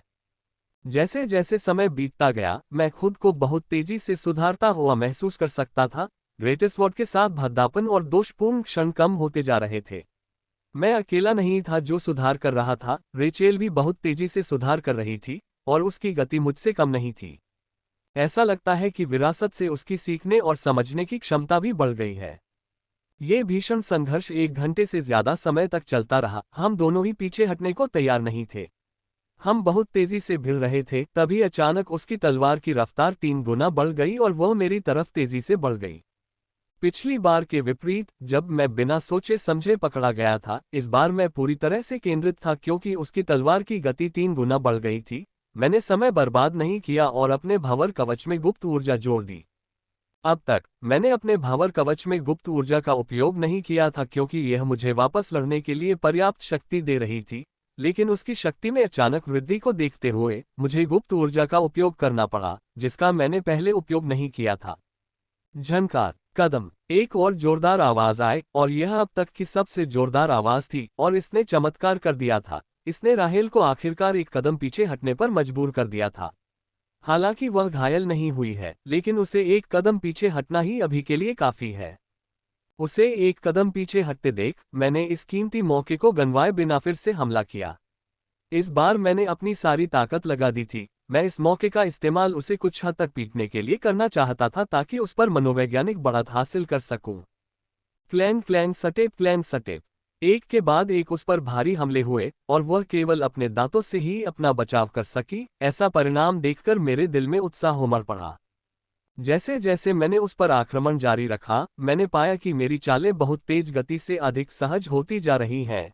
क्लॉकस्वॉर्ड स्टाइल्स की चालें इतनी आसान और सहज हो गई थी कि मुझे आक्रमण करते समय सोचना ही नहीं पड़ता था। मुझे पता है कि ग्रेटस्वॉर्ड का उपयोग करके क्लॉकस्वॉर्ड स्टाइल की मेरी समझ स्पष्ट गति से बढ़ रही है, लेकिन यह एक एपिफेनी नहीं बल्कि एक एहसास है। यह एपिफेनी से अलग है लेकिन वही परिणाम देता है। ये बोध कॉपी पेस्ट के समान कहा जा सकता है। मेरी नियमित तलवार का उपयोग करते हुए क्लॉकस्वॉर्ड शैली का संपीड़न अब ग्रेटस्वॉर्ड की समझ में परिवर्तित हो रहा है। इस एहसास के साथ मैं ग्रेटस्वॉर्ड में क्लॉकस्वॉर्ड स्टाइल की समान समझ हासिल कर रहा हूं, जो तेज गति से मेरी ताकत बढ़ा रहा है। मैंने नहीं सोचा था कि मैं इस एहसास के तहत आने के लिए इतना भाग्यशाली होऊंगा। क्लॉकस्वॉर्ड स्टाइल में अब मैं जो प्रगति कर रहा हूं, उसे पाने के लिए मुझे अपनी समझ को बदलने से पहले 1 महीने तक लगातार अभ्यास की आवश्यकता होगी, लेकिन अब मैं 1 मिनट में ऐसा कर रहा हूं। ये रेचल मेरे साथ मुकाबला नहीं कर सकती थी क्योंकि यह उसका पहली बार था जब वह जिस स्वॉर्ड स्टाइल का उपयोग कर रही थी, उसका उपयोग कर रही थी।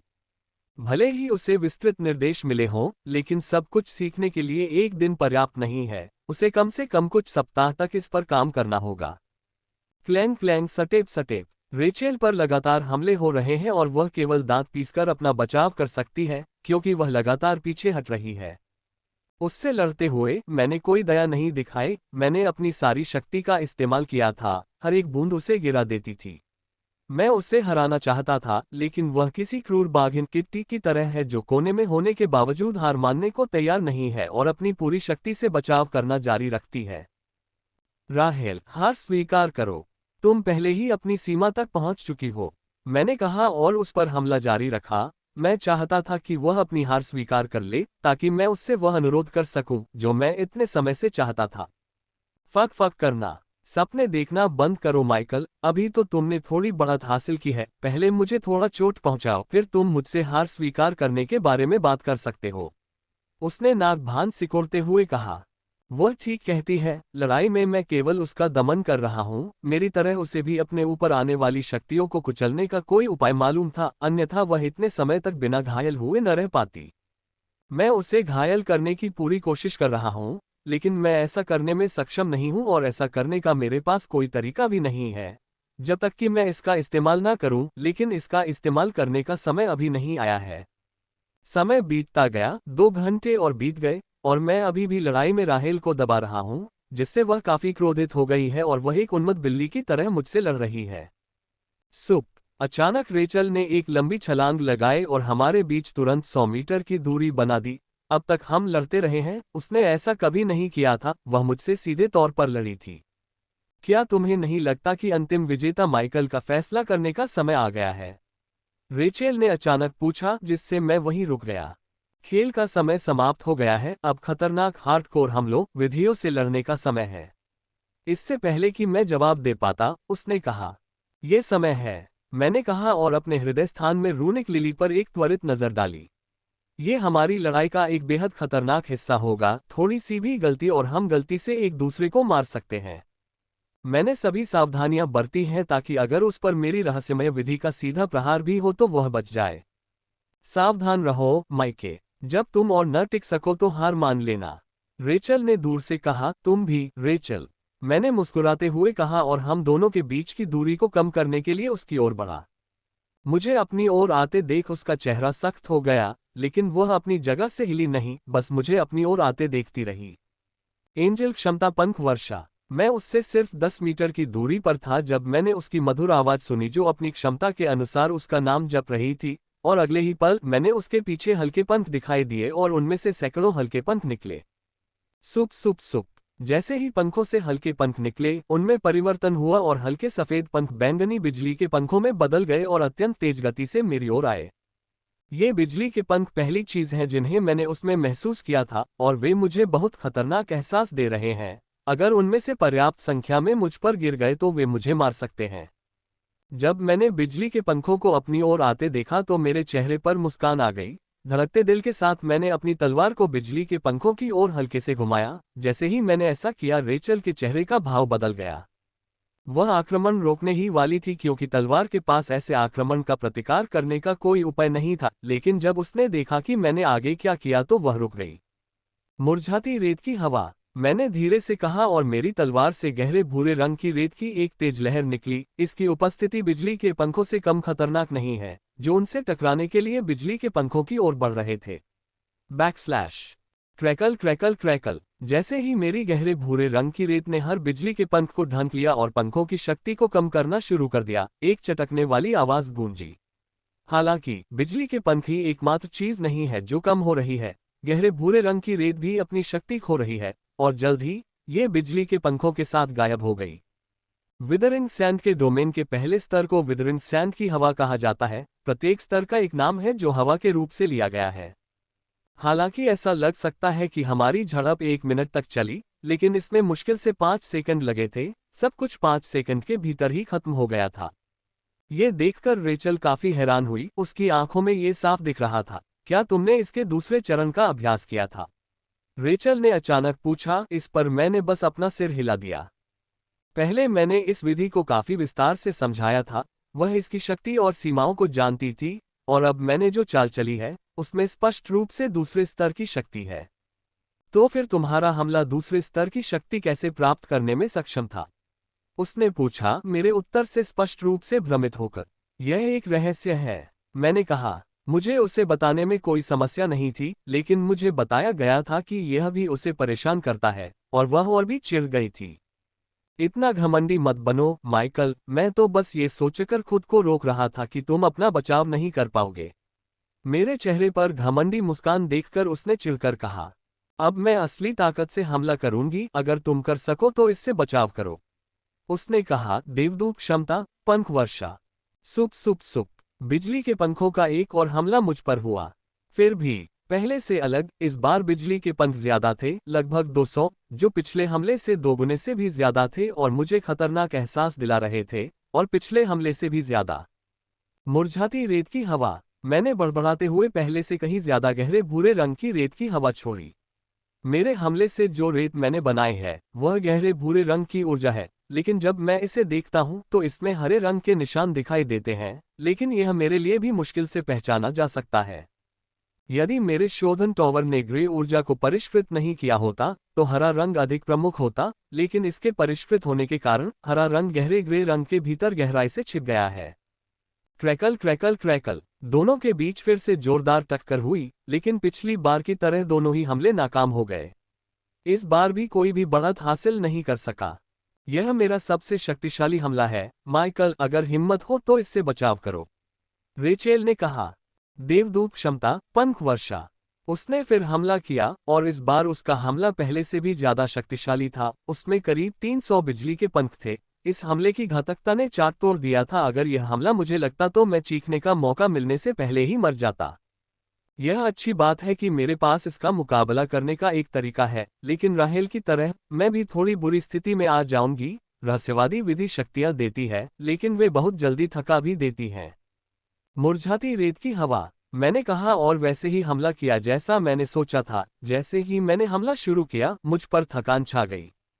इससे पहले 2 हमलों में 3 पंखुड़ियां भर काली ग्रे ऊर्जा लगी थी, लेकिन इस हमले में तो अकेले ही 3 पंखुड़ियां भर काली ऊर्जा लगी थी। इस तरह का हमला करने के लिए मुझे जो भार उठाना पड़ा वह बहुत बड़ा था। Crackle crackle crackle. जब हम हमला कर रहे थे तो तेज चटकने की आवाज गूंज रही थी। ऐसा लग रहा था जैसे हमारे सामने बैंगनी और भूरे रंग के पटाखे फूट रहे हों। यह अद्भुत लग रहा था, लेकिन उतना ही खतरनाक भी था। टकराना। fewebnovel.com। ये हमला भी निष्प्रभावी हो गया था, क्योंकि कोई भी हमला हावी नहीं हो पाया था। मेरे पास ऐसा एक और हमला करने की ऊर्जा थी, लेकिन वह ऊर्जा की पूरी बर्बादी होगी। यही कारण है कि जब दोनों हमले निष्प्रभावी हो गए तो हम अपनी उच्चतम गति से एक दूसरे की ओर बढ़े। उसकी ओर गोली चलाते समय मुझे ये जानकर आश्चर्य हुआ कि मैं उस शक्तिशाली हमले को करने के लिए जो तनाव झेल रहा था, उससे पहले ही उबर रहा हूं और 1 मिनट से भी कम समय में ठीक हो जाऊंगा।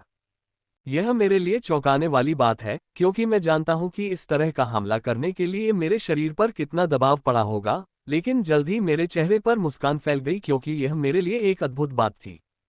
Clang clang clang step. जैसे ही हम एक दूसरे के करीब पहुंचे, हमने हमला किया और शुरू से ही हमारे बीच तीव्रता थी। मैंने सोचा था कि मैं अपने भारी हमले से राहेल को उड़ा दूंगा, लेकिन मैं बस इतना ही कर पाया कि उसे पीछे हटना पड़ा। ऐसा लग रहा है कि मैं ही एकमात्र व्यक्ति नहीं हूं जो तेजी से ठीक हो रहा हूं, वह भी मेरी तरह ही तेजी से ठीक हो रही है। Clang clang clang. समय बीतता जा रहा है और हम लड़ते जा रहे हैं, लेकिन हम में से कोई भी हार स्वीकार करने को तैयार नहीं है और दूसरे को हराने के लिए अपना सब कुछ झोंक रहा है। फिर भी मैं ही राहेल को हर हमले के साथ दबा रहा हूं। क्लॉकस्वॉर्ड स्टाइल का मेरा एहसास बेहतर होता जा रहा है, जिससे मुझे राहेल को हराने का आत्मविश्वास मिला। तुम हार गए। मैंने अपनी तलवार को उसकी छाती के पास रखते हुए, जो हल्के से हिल रही थी, एक सांस के साथ कहा। मैंने सोचा था कि मैं जल्द ही राहेल को हरा दूंगा, लेकिन मुझे उसे हराने के लिए एक रास्ता खोजने में सक्षम होने से पहले 3 और घंटों तक तीव्र हमला करना पड़ा। अगर मुझे अपनी क्षमताओं का अभ्यास करने के लिए कुछ और दिन मिलते तो मैं इससे जीत जाती। राहेल ने झुंझलाहट के साथ कहा और अपनी तलवार नीचे रख दी। मैंने उसे देखकर मुस्कुराया और सीधे उसके होठों को चूम लिया और अपनी तलवार नीचे रख दी। कम से कम तुम्हें पता है कि एक लड़की को कैसे खुश किया जाता है, राहेल ने मुस्कुराते हुए कहा, जब मैंने 1 मिनट बाद चुंबन बंद किया और राहेल के साथ आराम करने के लिए जमीन पर बैठ गया। हमने 5 घंटे तक लड़ाई की और इस तरह की लड़ाई ने हमें बहुत थका दिया था, खासकर मुझे जो पूरे समय ग्रेटस्वॉर्ड का उपयोग कर रहा था। हम जमीन पर बैठे थे, हमने कोई बात नहीं की, हम दोनों अपने अपने विचारों में व्यस्त थे। मुझे नहीं पता कि वह क्या सोच रही थी, लेकिन मैंने अपनी आंखें बंद कर ली थीं और उस लड़ाई पर विचार करना शुरू कर दिया था जो मैंने अभी अभी लड़ी थी। युद्ध अद्भुत था और मैंने इससे बहुत कुछ प्राप्त किया है, विशेष रूप से आत्मज्ञान। जब तक मैंने जो सीखा था उसका अभ्यास किया है, ग्रेटस्वॉर्ड को चलाने की मेरी क्षमता में बहुत सुधार होगा, इससे पहले कि यह लाइटस्वॉर्ड के बराबर हो जाए। फिलहाल मैं केवल हल्की थकान महसूस कर रहा हूं, जो काफी तेजी से ठीक भी हो रही है, इसलिए भले ही हमारे ऊपर समान ताकत वाले किसी शक्तिशाली ग्रिम मॉन्स्टर ने हमला कर दिया हो, मुझे उसे परास्त करने का पूरा विश्वास है।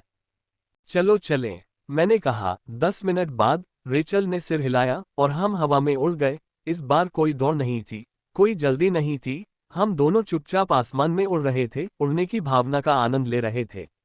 आज मैं पहली बार खुलेआम हवा में उड़ रहा हूँ, ट्रेनिंग रूम में घंटों अभ्यास करने के अलावा। उड़ना बहुत अच्छा लगता है, ये हवा में दौड़ने से कहीं बेहतर है, और शून्य बूट एयर वेकिंग कौशल के माध्यम से सामान्य हवाई यात्रा की तुलना में काफी तेज है। लेकिन शून्य बूट की गति की तुलना उस गति से नहीं की जा सकती थी जो मुझे मिनी ब्लास्ट का उपयोग करके या तरीकों का उपयोग करके मिली थी। उन्होंने जो गति दी थी उसकी तुलना मिनी ब्लास्ट से नहीं की जा सकती थी। उड़ना अच्छा लगता है ना? कुछ देर बाद रेचल ने कहा। मैं सिर हिलाए बिना नहीं रह सका। शून्य बूट की मदद से उड़ना सबसे अधिक आरामदायक है। मुझे बस अपने मन को सामान्य आर्टिफैक्ट में पास करना है और अपनी आत्मा ऊर्जा के माध्यम से कमांड जोड़ना है। यह एकमात्र चीज है जो मुझे करनी है, क्योंकि शून्य जूते मुझे स्वयं उड़ने में मदद करते हैं, जो हवा में चलने के कौशल से पूरी तरह से अलग है, जो सिर्फ हवा में दौड़ना है। freewebandsigmawell.com। शून्य बूट के साथ हवा में चलने के कौशल का उपयोग करने की कोई आवश्यकता नहीं है, क्योंकि यह वही कर सकता है जो हवा में चलने का कौशल कर सकता है और उससे भी अधिक। मुझे इसमें कुशल बनने से पहले कुछ समय तक इसके साथ अभ्यास करना होगा। हम चुपचाप आकाश में आगे बढ़ रहे थे, हमें केवल हवा की आवाज सुनाई दे रही थी जो हमारे कानों के पास से गुजर रही थी। शहर के रास्ते में कुछ साहसी ग्रिम राक्षसों ने हमें कई बार परेशान किया, जिन्हें हमने उनके एक भी शब्द बोलने से पहले ही मार डाला। अंततः 3 घंटे बाद हम शहर लौट आए, जो कि बैरिंग ग्राउंड तक पहुंचने में लगे समय की तुलना में एकदम विपरीत था। हमें आज रात अपनी शक्ति दर्ज कराने के लिए अपने अपने गिल्ड में जाना चाहिए, मैंने कहा। मिडज़ोन अब हमारे लिए उपयोगी नहीं है। हमारी शक्ति के साथ, जो कि 6 स्टार सिल्वर एलीट या उससे ऊपर है, वह जोन बेहतर विकल्प होगा। लेकिन कोई सीधे युद्ध क्षेत्र में नहीं जा सकता, इसमें बहुत सारी औपचारिकताएं शामिल हैं। आमतौर पर युद्ध क्षेत्र के लिए जाने की अनुमति मिलने में 2 से 3 दिन लगते हैं, लेकिन ये सामान्य समय के लिए है।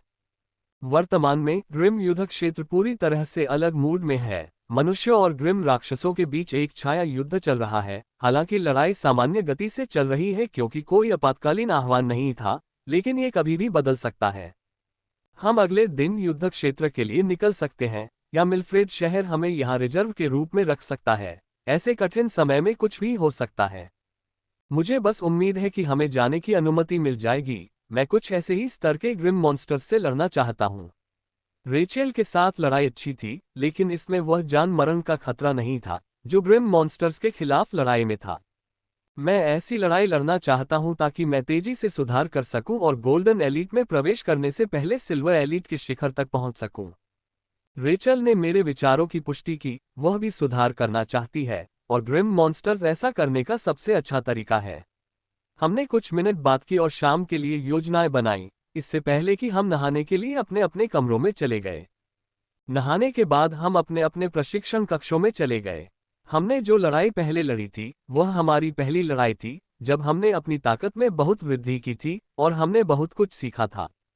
इसलिए हमने जो सीखा है उसे वास्तविक रूप देने के लिए तथा जो गलतियां हमने की हैं उन पर विचार करने के लिए हम प्रशिक्षण कक्षों में गए। देखो, समय बीतता गया और जल्द ही शाम हो गई। ये देखकर कि मैंने थका हुआ अपनी तलवार नीचे रख दी और अपने शरीर से पसीने को वाष्पित कर दिया। ये प्रशिक्षण सत्र वास्तव में मददगार था। मैं कई चीजों को समझने में सक्षम था जिससे फिर से ग्रेटेस्ट स्वॉर्ड पर मेरी महारत बढ़ गई। यदि मैं इसी गति से सुधार करता रहा तो मुझे ग्रेटेस्ट स्वॉर्ड के साथ लाइट स्वॉर्ड के समान स्तर की महारत हासिल करने में अधिक समय नहीं लगेगा। चलो चलें, मैंने 1 घंटे बाद रेचल से कहा। रेचल ने सिर हिलाया और हमारे अपार्टमेंट की खिड़की खोली और हम वहां से उड़ गए। हम बातें करते हुए शहर के ऊपर से उड़े और जल्द ही अपने अपने गिल्ड में जाने के लिए अलग हो गए। धप, मुझे आशा है कि सब कुछ सुचारू रूप से चलेगा और हम 1 या 2 दिन में अपने चुने हुए युद्ध क्षेत्र के लिए रवाना हो सकेंगे। गिल्ड के सामने उतरते समय मैंने यही कामना की। पहली चीज जो मुझे करनी है वह है अपनी शक्ति का परीक्षण। अब तक मैंने स्वयं को सिल्वर एलीट के रूप में पंजीकृत नहीं कराया था, इसलिए मुझे वॉरजोन में स्थानांतरण के लिए अपना आवेदन प्रस्तुत करने से पहले ये करना होगा। ये पूर्वापेक्षित शर्त है।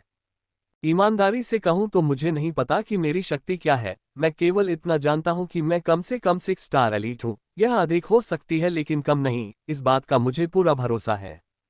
इसलिए गिल्ड में प्रवेश करने के बाद मैंने सीधे 15वीं मंजिल पर जाने के लिए लिफ्ट का उपयोग किया और सीधे उस स्थान की ओर चला गया जहां सिल्वर लेवल का काल्पनिक क्रिस्टल मौजूद है। वहां के काल्पनिक क्रिस्टल किसी भी सिल्वर एलीट की शक्ति को मापने में सक्षम है।